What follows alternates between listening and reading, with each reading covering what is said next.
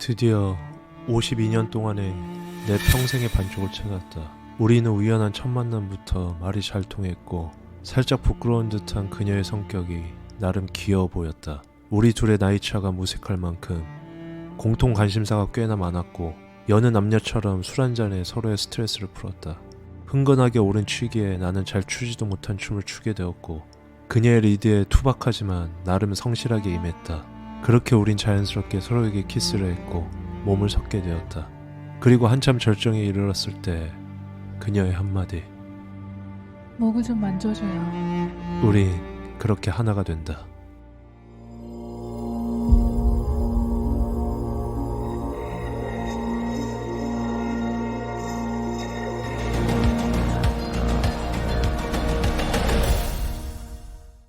사건의 마지막 퍼즐이 맞춰지는 영상 후반부의 충격적인 비하인드 스토리까지 시청 부탁드립니다.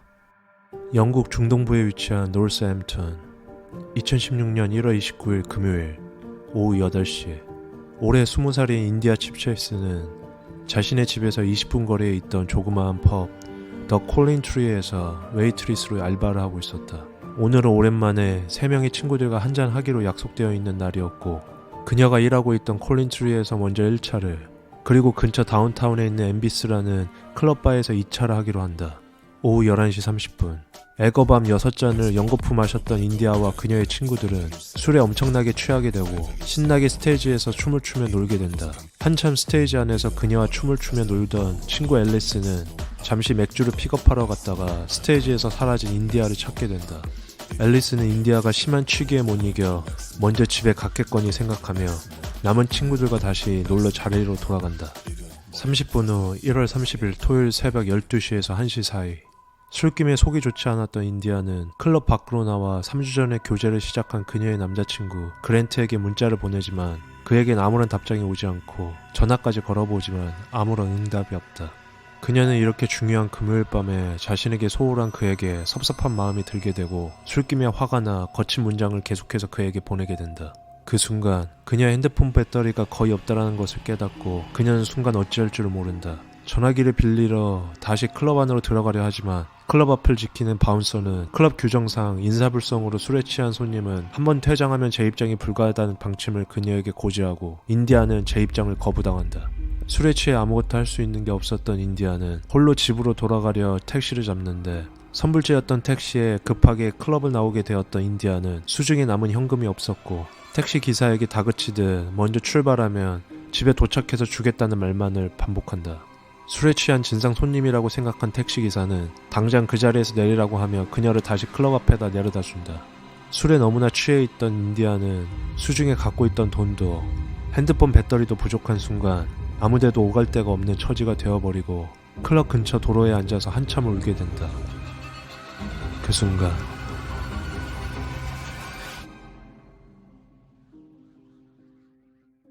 (1963년생) 당시 52세였던 에드워드 테니스 우드는 인디아와 같은 영국 노스햄튼 토박이로 그는 다소 평범한 가정에서 자랐다. 부모님 모두가 사망한 이후 그에겐 1년 전 지병으로 사망한 누나 한 명과 5년 전부터 연락이 두절된 남동생 한 명이 가족의 전부였다. 그는 20대 때 군대를 전역한 이후 줄곧 여러 회사에서 격리 담당, 사무직을 전전했고 그는 타인과 소통을 잘하지 않았던 내성적인 사람이었다. 그리고 그런 내성적인 성격 탓에 타인들과 어울리지 못한 이유들 때문에 한 직장에 오래 있지 못했고 2년 전부터는 실직 상태였다.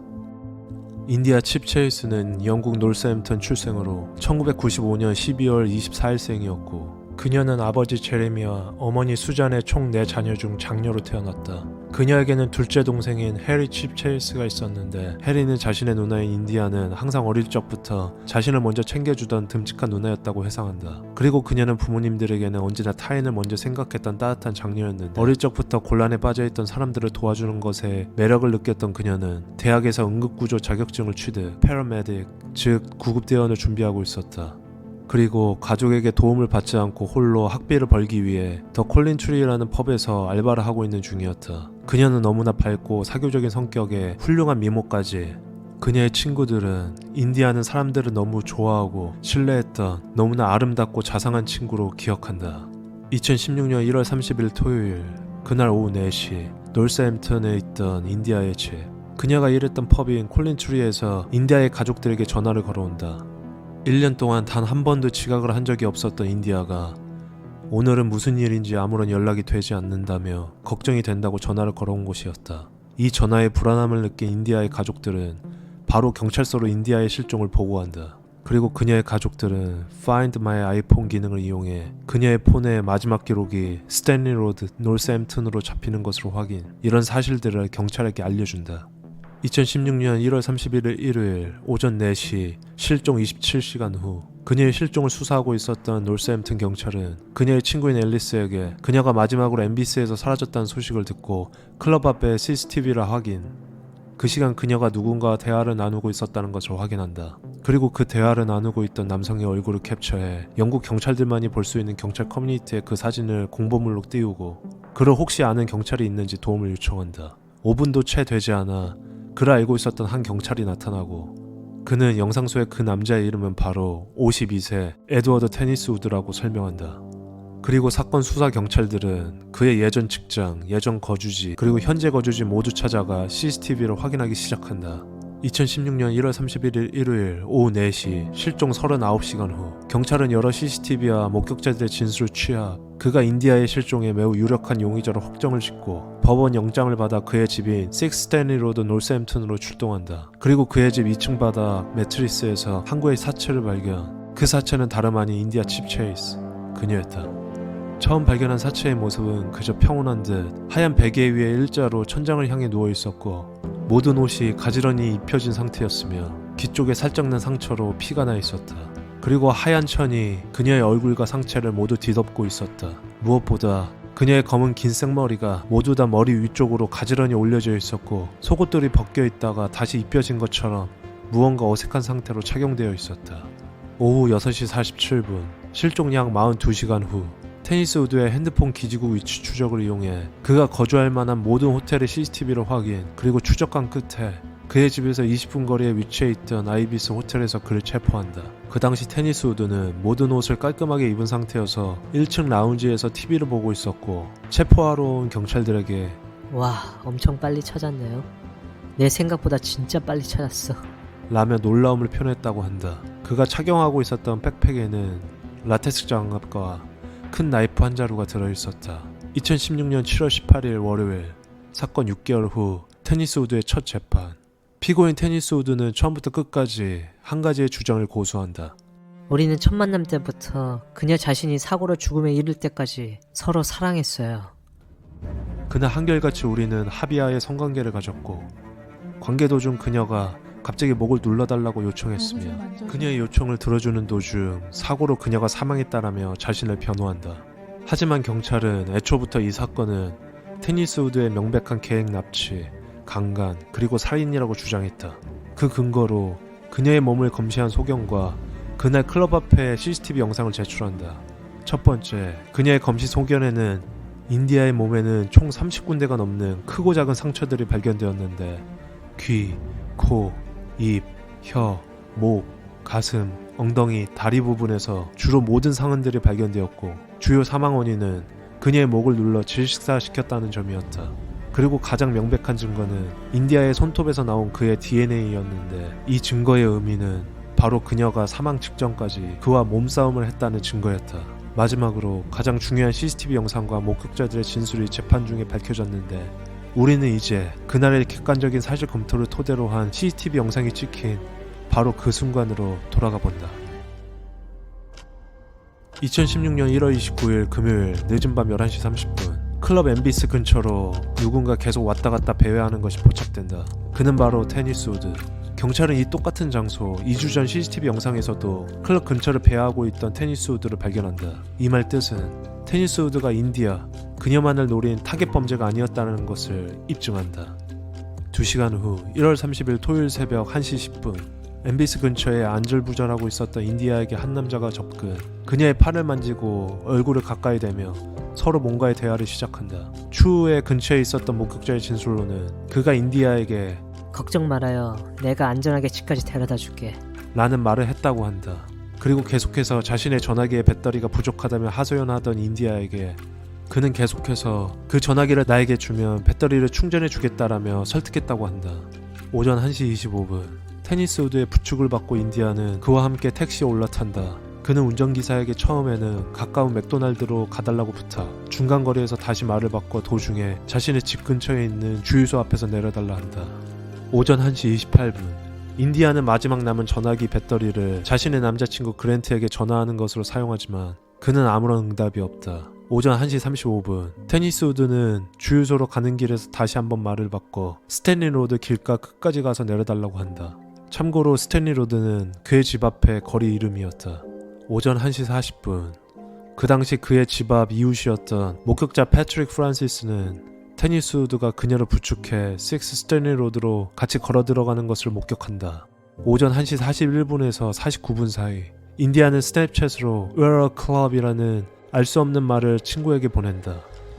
오전 3시경 테니스 우드의 집안에서 인디아는 강간, 폭행, 그리고 마지막에 질식사를 당하게 된다. 오전 3시 3분 그녀의 남자친구 그랜트는 다른 클럽에서 친구들과 놀고 있었고 집에 돌아와 핸드폰을 확인, 인디아에게 부재중 전화와 문자가 와 있는 것을 확인, 다시 그녀에게 3번의 전화를 걸게 된다.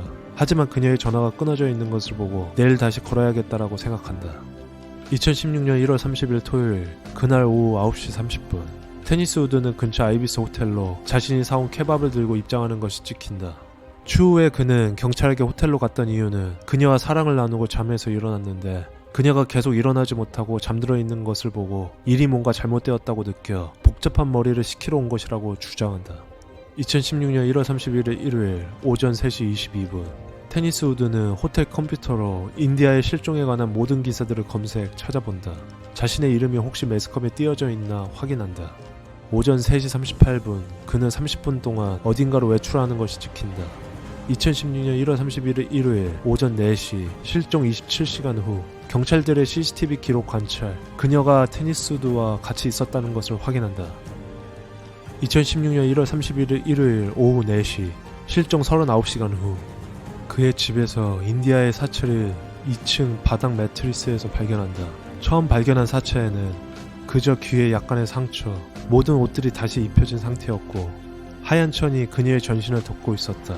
그리고 모든 머리가 헤일로 스타일처럼 다 위로 올려져 있었다. 마지막으로 브라가 벗겨졌다 다시 입혀진 흔적을 발견한다. 오후 6시 47분 경찰이 아이비스 호텔에 급습. 테니스 우드는 모든 옷을 깔끔하게 입은 상태에서 1층 라운지에서 TV를 보고 있었고 체포하러 온 경찰들에게 와, 엄청 빨리 찾았네요.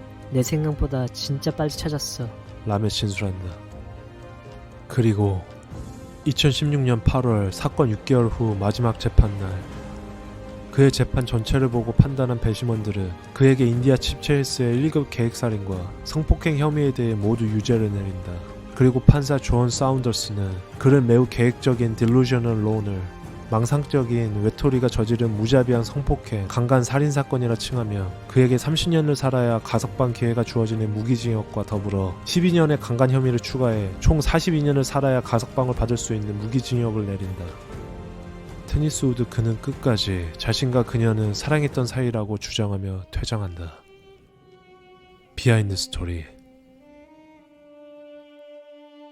2016년 1월 31일 일요일 오후 4시 6 스탠리 로드에 위치해 있던 테니스 우드의 집을 급습했을 때 모든 수사관들은 충격적인 장면에 경악을 금치 못한다. 그의 집에 인디아의 사체가 있었던 점뿐만 아니라 그의 집안의 모습들 때문이었다. 그의 집에 있던 모든 가구와 물건들은 하얀 천과 라테스용 위생용 비닐들에 덮여 있었고 몇 년간 아무도 터치를 하지 않았던 것처럼 하얀 먼지가 가득했다고 한다. 그리고 그를 알고 지냈던 몇몇의 이웃들은 그가 매우 이상하고 결벽증이 심한 사람이었다고 증언하는데 타인을 만나고 악수할 때도 라텍스 장갑을 항상 착용하고 있었고 그의 집안으로 초대받는 일은 단 한 번도 없었다고 한다. 사건이 터지기 몇 달 전부터 그의 렌트비 몇 달치가 밀려 있었던 것이 밝혀졌고 그는 몇 주 전부터 클럽 주변을 맴돌며 자신의 희생자들을 찾으러 다닌 것이 확인되었다. 당시 52세였던 테니스 우드는 과거 총 2건의 혐의로 기소가 되어 처벌을 받은 상태였지만 2건 모두 보석금을 지불하고 석방된 사건들이었다. 한 건은 20년 전 그와 데이트를 했던 한 여성을 향한 강간 혐의였는데 그녀의 진술로는 그의 집착과 기이한 성격 때문에 몇 번의 데이트 이후 거절 의사를 밝혔다고 한다. 하지만 그는 갑자기 그녀의 집을 찾아와 내가 싫은 이유를 대라며 갑자기 한 손으로 그녀의 목을 잡고 강제로 키스를 하려 했다고 한다. 그는 이 건에 대해 보석금을 지불하고 석방되게 된다. 다른 한 건은 집 근처 이웃집 남자를 폭행한 혐의였는데 한동안 친하게 지냈던 이웃집 남자가 갑자기 자신과 대화를 하지 않으려 한다는 이유로 그의 집으로 찾아가 칼을 들이대며 협박, 폭행한 사건이었다. 그는 이 건에 대해서도 보석금만을 내고 석방되었는데 이 석방되었던 날짜가 바로 인디아를 살해하기 딱 2주 전이었다. 테니스 우드의 집에서 그가 20대 때 약 30년 전 한 유명 모델과 자필로 나누었던 편지가 발견되었는데 그는 이 편지는 바로 영국 모델 헤더 스튜어트 와이시 자신에게 썼던 것이라고 진술한다. 그의 서랍장과 액자에는 그녀의 모델 당시 사진들이 질비했는데 어느 사진들은 손으로 그녀 부분만 오려놓은 듯한 짤막한 조각 사진들도 여러 발견이 된다. 더욱 충격적인 것은 그녀의 얼굴은 인디아와 매우 닮아 있었고 이 사실이 영국의 언론과 시민들을 소름 끼치고 공분하게 만든다. 당사자인 모델 헤더는 테니스 우드라는 사람은 들어본 적도 만난 적도 없는 전혀 모르는 사람이라며 언론 매체와 인터뷰를 한다. 하지만 그는 아직도 그녀와 실제로 어릴 적 서로 사귀고 만나는 사이였다며 주장하고 있다. 현재 악명 높은 A급 범죄자들만이 수용되어 있는 영국의 HMP 우드힐 감옥소에서 형을 살고 있는 테니스 우드는 현재 같은 구역에서 생활하고 있는 수감자들의 살해 협박에 공포에 떨고 있다며 그의 변호사가 전하고 있다. 테니스 우드는 한 수감자가 그가 샤워를 할 동안 몰래 들어가 목을 졸라 살해하겠다며 엄포를 놓았다며 현재 무서워 잠을 이룰 수가 없어 건강에 적신호가 켜져 있다는 것이 그의 변호사의 전언이다. 이 사건 이후 인디아의 부모 제레미와 수잔은 밤늦게 집으로 귀가하는 여성들이나 술에 취해 성범죄의 타겟이 될 만한 여성들을 집으로 안전하게 귀가시켜주는 시큐리티 단체를 설립해 지역사회의 여성 안전망 확립에 힘쓰고 있다.